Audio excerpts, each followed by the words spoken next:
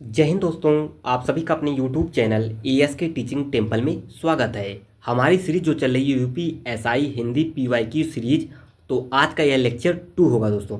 Lecture 1 already channel पर upload है, उसका प्लेलिस्ट बना हुआ है। तो आज की इस वीडियो में हम लोग चर्चा करेंगे हिंदी वर्णमाला से संबंधित जो भी महत्वपूर्ण PYQ क्वेश्चन होंगे, प्रीवियस ईयर क्वेश्चन पेपर, उसको देखेंगे और साथ ही साथ दोस्तों उससे संबंधित जो भी महत्वपूर्ण फैक्ट बनेंगे और जो उसकी व्याख्या वाले प्रश्न होंगे उसको भी हम लोग इसी वीडियो में सॉल्व करेंगे। हम लोग का सॉल्व करने का मेथड बहुत ही यूनिक है। जो भी और सभी जो इन्फॉर्मेशन आपको जानना हो तो पहला लेक्चर जरूर देखिएगा। आइए स्टार्ट करते हैं आज का यह वीडियो। इंपॉर्टेंट चीज़ों को हम लोग समझते हुए चलेंगे इसी वीडियो के थ्रू। हिंदी वर्णमाला से 2001 से लेकर 2021 तक जो भी महत्वपूर्ण प्रश्न बने हैं उसका एनालिसिस कर लेते हैं। जैसा कि आप सभी दोस्तों को पता होगा, हम लोग सॉल्व करेंगे बहुत ही यूनिक तरीके से इस क्वेश्चन जो ये PYQ सीरीज है। देखिए दोस्तों, हिंदी वर्णमाला से जो भाग प्रकार से संबंधित जो भी प्रश्न बने हैं, यूनिक प्रश्न आपका 1 बना है, रिलेटेड प्रश्न 6 है, रिपीट क्वेश्चन हुआ है 1 और टोटल प्रश्न बने हैं 8। इसी प्रकार स्वर से संबंधित जो भी प्रश्न बने हैं 1, रिपीट यूनिक है, रिलेटेड है 8 और रिपीट हुआ है 2 प्रश्न इस टॉपिक से। टोटल 11 प्रश्न बने हैं। व्यंजन से सेम उसी प्रकार है, ध्वनि से भी उसी प्रकार होंगे और उच्चारण और स्थान से संबंधित जो भी प्रश्न हैं और विविध यानी मिसलेनियस से जो भी प्रश्न बने हैं, इस चीज़ों को हमने फर्स्ट लेक्चर में डिस्कस किया है। तो आप लोग उस लेक्चर को जरूर देखिएगा। इसी तरीके से हम लोग सॉल्व करते चलेंगे हर लेक्चर को। तो आइए स्टार्ट करते हैं आज की इस सीरीज को। बनेगा भाग प्रकार से संबंधित प्रश्न, यानी हिंदी वर्णमाला का ये पहला टॉपिक है। तो स्पर्श वर्णों की संख्या कितनी है? 11 है, 14 है, 3 है, 25 है। तो राइट आंसर है दोस्तों आपका 25। D is the right answer है। ये आपका UPSI ऑनलाइन जो परीक्षा हुआ था 14 नवंबर 2021 के सेकंड शिफ्ट में प्रश्न बना है। हम लोग बहुत ही शानदार तरीके से सीरीज को सॉल्व कर रहे हैं PYQ को। आइए इससे समय जो भी महत्वपूर्ण तथ्य बनेंगे यानी व्याख्या इसका एक्सप्लेन है उसको भी हम लोग देख लेंगे और इससे संबंधित जो भी तथ्य बनेंगे उसको भी हम लोग देखेंगे।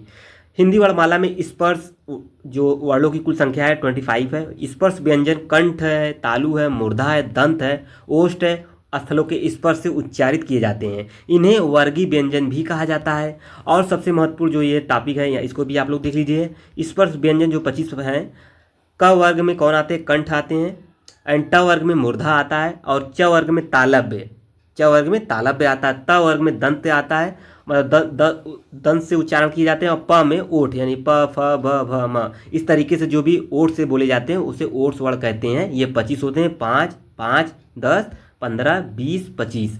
ये हो गए आपके कुछ महत्वपूर्ण फैक्ट। तो आइए हम लोग देखते हैं, आगे बढ़ते हैं। हम जो भी अन्य महत्वपूर्ण तथ्य बनते हैं उसे भी देखते हैं। हिंदी में मूलतः वर्णों की जो संख्या है कितनी है? 52 है, सभी दोस्तों को पता होगा। और एक अपडेट हुआ है उसे भी आप लोग कमेंट में मेंशन कर सकते हैं। तो कितने हैं आप लोग भी जानते रहिए। हिंदी वर्णमाला में स्वरों की संख्या कितनी है? तो कितनी है दोस्तों? 11 है, सभी दोस्तों को पता होगा। ये रहा अगला क्वेश्चन। क्वेश्चन है क ग ज छ ट च ट, इसमें महाप्राण है। तो छ जो है ये आपका महाप्राण है। घ ग ड ढ त में कितने अघोष व्यंजन है दोस्तों? तो 2 हैं। कौन कौन से? ठ है और त है आपका। पचमाक्षर वर्ण है। तो प्रश्न इंपॉर्टेंट है ये। ड य ड़ न ये सभी पंचमाक्षर है, म भी इसमें आता है। आइए आगे बढ़ते हैं, अगला क्वेश्चन देखते हैं। ये आपके सामने क्वेश्चन है, तथ्य है आपका। हिंदी वर्णमाला में व्यंजन वर्णों की संख्या है कितनी है? 33, सभी दोस्तों को पता होगा। यह सीरीज बहुत ही शानदार सीरीज है दोस्तों। सभी PYQ थ्रू हम लोग यानी प्रीवियस ईयर क्वेश्चन पेपर के थ्रू हम लोग हिंदी के जो भी महत्वपूर्ण प्रश्न बने हैं, अभी तक जितने भी परीक्षाएं हुई हैं सभी को हम लोग देख लेंगे। 2001 से लेकर 2021 के बीच के जो भी महत्वपूर्ण प्रश्न हैं हिंदी में हम लोग सॉल्व कर रहे हैं आज की इस सीरीज में। अगली टॉपिक है दोस्तों स्वर से संबंधित प्रश्न। इससे कौन से प्रश्न बनते हैं उसकी व्याख्या को भी हम लोग देखेंगे।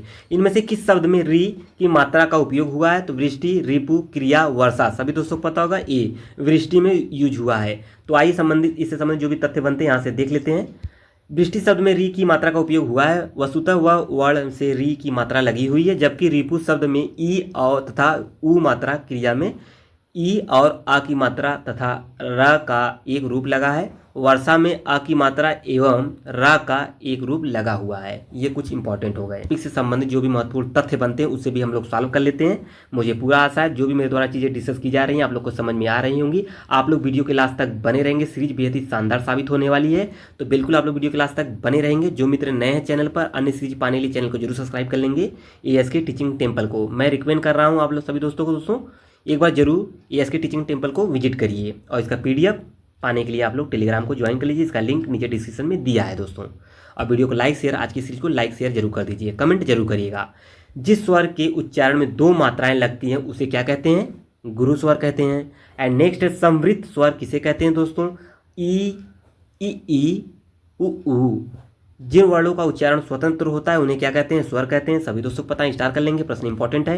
एंड नेक्स्ट तथ्य है आपका मूर्धन्य ह्रस्व स्वर का उदाहरण है, क्या है? री है।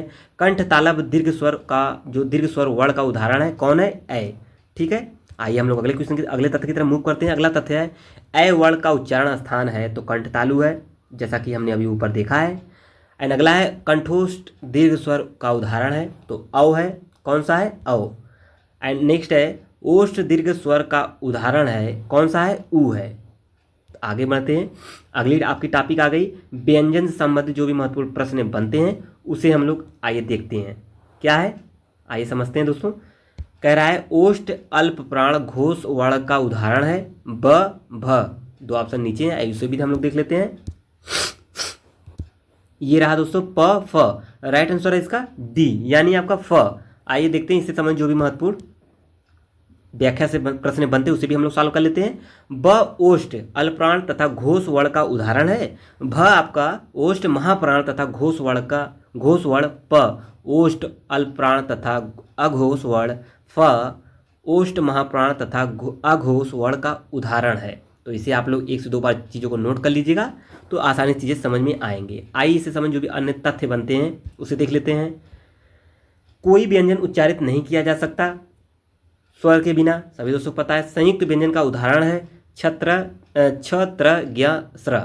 आइए आगे बढ़ते हैं। ज्ञ वर्ण किन दो वर्णों के संयोग से बना है? बहुत बार यह प्रश्न पूछा है, एग्जाम आपका कोई भी हो, अगर हिंदी टॉपिक दिया है, हिंदी सब्जेक्ट से प्रश्न बने हैं, हिंदी टॉपिक मेंशन है, हिंदी के सब्जेक्ट, तो बिल्कुल यहाँ से ये प्रश्न अवश्य पूछा गया है। मतलब आपका आधा ज प्लस इया से मिलकर आपका ज्ञ वर्ण का निर्माण होता है। तो इस चीज़ को आप लोग भली भांति समझते हुए चलेंगे।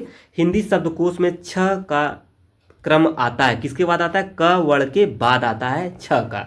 ठीक है, छतरी वाले छ का। छ वर्ण किसके योग से बना है? ये भी इंपॉर्टेंट है, आधा क स के लिए, तो ये भी इंपॉर्टेंट, स्टार कर लेंगे, प्रश्न बहुत ही महत्वपूर्ण है। नेक्स्ट जो अगला एग्जाम होगा 2025 में संभावित प्रश्न होगा आने के लिए। अंतस्थ व्यंजन, अंतस्थ व्यंजन है कौन सा? य र ल व, ये सभी अंतस्थ व्यंजन है। य र ल व किस वर्ग के व्यंजन है भैया? अंतस्थ हैं। देखिए दोनों प्रश्न है, दोनों ही शिफ्ट में पूछा है, देखिए थर्ड दोनों शिफ्ट में पूछा है, तो इंपॉर्टेंट है क्वेश्चन ये। मूर्धन्य अल्प प्राण अघोष व्यंजन वर्ण का उदाहरण है तो कौन है दोस्तों? ये ट वर्ग है। ठीक है, ट।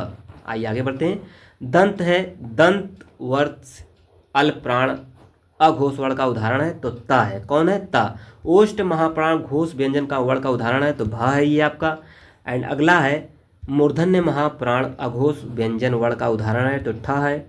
मूर्धन्य अल्पप्राण घोष व्यंजन का वर्ण का उदाहरण है आधा ढ है। एंड नेक्स्ट क्वेश्चन बनेगा तालव्य महाप्राण घोष का घोष वर्ण का उदाहरण है तो झ।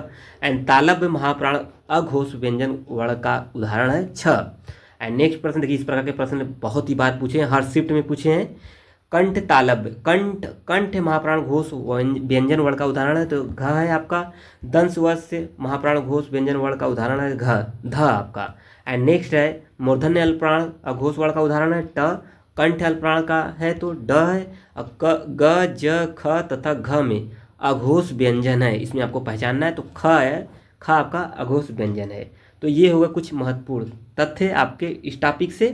आइए हम लोग सब्जेक्ट वाइज और टॉपिक वाइज PYQ को सॉल्व कर रहे हैं ASK टीचिंग टेम्पल के द्वारा। तो आज का सीरीज कैसा लगा जरूर कमेंट में बताएंगे। आइए आगे बढ़ते हैं हम लोग। त तथा ज में अघोष वर्ण है तो आपको कौन है? च है।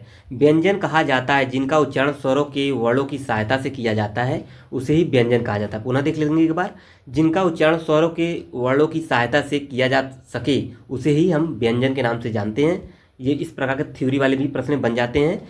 उसमें व्यंजन है तो 4 हैं, चारों स आपके उसमें व्यंजन है, मतलब स ह, ये सभी उसमें व्यंजन है। आइए हम लोग अगला टॉपिक देखते हैं। ध्वनि से संबंधित जो भी महत्वपूर्ण प्रश्न बनते हैं हम लोग सॉल्व करते हैं आज की इस वीडियो के थ्रू। अगला है, आइए देखते हैं। क्वेश्चन है, प्रयत्न के आधार पर ल किस प्रकार की ध्वनि है? उच्छिप्त है, पार्श्विक है, प्रकंपित है, संघर्षहीन है। महत्वपूर्ण प्रश्न है, तो राइट आंसर है पार्श्विक। प्रश्न बहुत बार बना है ये। अगला है, इससे संबंधित जो भी महत्वपूर्ण व्याख्या है उसे भी देख लेते हैं। प्रयत्न के आधार पर ल पार्श्विक ध्वनि है वे ध्वनियाँ जिनके उच्चारण में आंतरिक वायु प्रवाह मुख विवर में जिह्वा के द्वारा किसी स्थान पर अवरुद्ध कर दिया जाता है तथा वायु जिह्वा के बगल से प्रवाहित होने लगती है, उसी को पार्श्विक ध्वनि कहलाती। जैसे बोलने में ल जीभ ऊपर मुड़ती है तो और जो वायु है उन दोनों के बीच से निकलती है, जैसे हमने इस तरीके से मुड़ी जीभ तो वायु इधर से निकलेगी, तो इसी को हम लोग क्या कहेंगे? पार्श्विक। ल आपकी पार्श्विक ध्वनि है। आइए इससे संबंधित जो भी अन्य तथ्य बनेंगे उसे भी हम लोग सॉल्व करते हैं। जो ध्वनियाँ न स्वर हैं न व्यंजन है इन्हें क्या कहते हैं? अयोग अवाह। इसे स्टार कर लेंगे। ब ध्वनि है, कैसी है?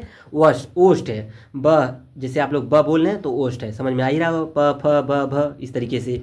आइए आगे बढ़ते हैं। अगला टॉपिक आ गया आपका दोस्तों उच्चारण स्थान से संबंधित जो भी महत्वपूर्ण प्रश्न हैं आइए सॉल्व करते हैं। इनसे किसका उच्चारण किया जाता है? इनमें से किसका उच्चारण स्थान कंठ है? अभी जैसे हमने ऊपर प्रश्न देखा है त ग प च, तो इन चारों का उच्चारण करते वक्त आपको लग रहा है कौन कंठ से है? जैसे त तो ये नहीं हो सकता, ग होने की संभावना है, प ये भी ओठ है और च ये आपका तालव्य है, तो भैया बी बचता है केवल, यानी ग ये कंठ से हो रहा है। ग ठीक है, कंठ से हो रहा है ना। आइए आगे बढ़ते हैं हम लोग। अगला देखते हैं, इससे संबंधित जो भी व्याख्या है। ग उच्चारण कंठ है। कंठ की सहायता से उच्चारित होने वाले जो अन्य वर्ण हैं जैसे क ख ग अड़ा ये सब कंठ हैं। त का उच्चारण स्थान दंत है। प का उच्चारण सभी दोस्तों का ओठ है। च का उच्चारण सभी तालु है। अभी जस्ट हमने ऊपर डिस्कस कर लिया है। आइए आगे बढ़ते हैं, अन्य इससे संबंधित जो भी अन्य तथ्य बनते हैं उसे भी देख लेते हैं।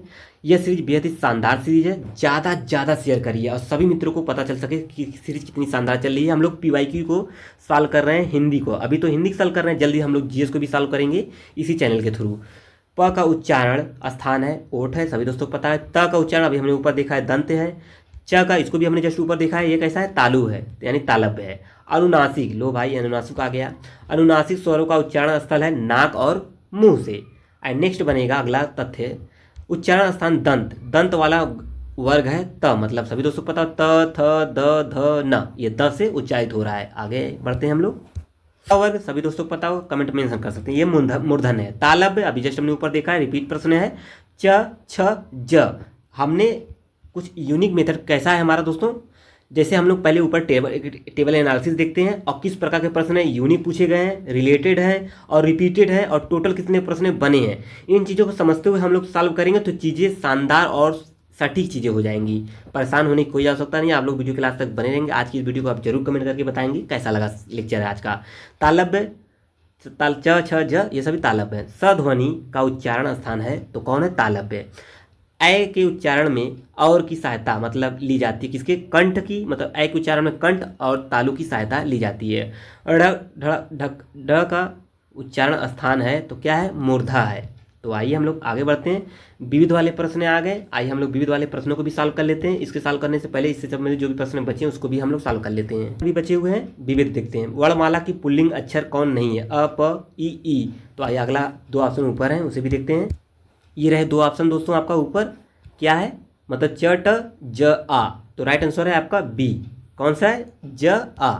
आइए देख लेते हैं कैसा है। पुल्लिंग शब्दों को स्त्रीलिंग बनाने में ई अक्षरों का सर्वाधिक प्रयोग होता है, अतः वर्णमाला के ये अक्षर पुल्लिंग नहीं होते हैं। इसे आप लोग नोट करके लिख लीजिए। कौन से? जो ये दो अक्षर ऊपर बात किया गया है ये पुल्लिंग नहीं होते हैं। इससे संबंधित विविध से कौन से अन्य तथ्य बनते हैं उसे भी हम लोग सॉल्व कर लेते हैं। अ भ र तथा भ में ये जो आधा भ त है इसमें अमानक वर्ण है, कौन है? तो यही है भ, यही अमानक वर्ण है। यह प्रश्न इंपॉर्टेंट है, 21 में या शिफ्ट में प्रश्न बना हुआ है। आइए अगला देखते हैं। व्याकरण का वह विभाग जिसमें शब्द के भेद रूप बनावट आदि का वर्णन होता है उसे क्या कहते हैं? शब्द विचार कहते हैं। प्रश्न इंपॉर्टेंट है। ये आज का सीरीज का यानी दूसरे लेक्चर का लास्ट तथ्य था, तो आप लोग जरूर कमेंट करके बताएंगे आज का सेशन कैसा रहा। जो अगली टॉपिक होगी दोस्तों, अगली टॉपिक ये रहा आपके सामने, यानी हिंदी साहित्य का इतिहास हम देखेंगे नेक्स्ट लेक्चर यानी लेक्चर 3 में। तो बिल्कुल आप लोग बताएंगे आज का लेक्चर कैसा लगा, लाइक शेयर जरूर कर दीजिए, और नेक्स्ट सीरीज पाने के लिए 3rd लेक्चर पाने के लिए चैनल को जरूर सब्सक्राइब कर लेंगे। जो PYQ की सीरीज चल रही है आप लोग कैसा लगा जरूर बताएंगे। जय हिंद दोस्तों, थैंक यू।